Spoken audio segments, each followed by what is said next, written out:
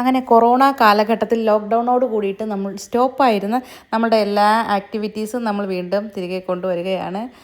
ഇന്ന് നമ്മൾ ചെസ് ക്ലാസ്സിലാണുള്ളത്. നമ്മുടെ ഫ്ലാറ്റിൽ തന്നെ ഒരു സർ വന്ന് പഠിപ്പിക്കും. അപ്പോൾ ഞാനും അങ്ങനെ എൻ്റെ പൊന്നും കൂടി പോയി. അപ്പം അവിടെ ചെന്നപ്പോഴാണ് ഒരു വലിയൊരു കാര്യം മനസ്സിലാക്കുന്നത്. ഞാൻ മാത്രമാണ് ജപ ABCD പോലും അറിയാത്തയുള്ളത്.